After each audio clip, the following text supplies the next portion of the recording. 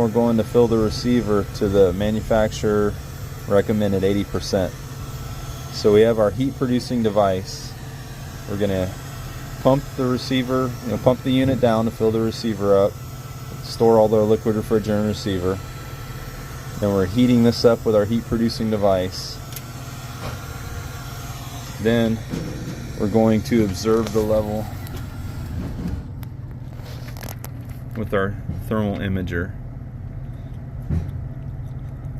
So that looks about 50%.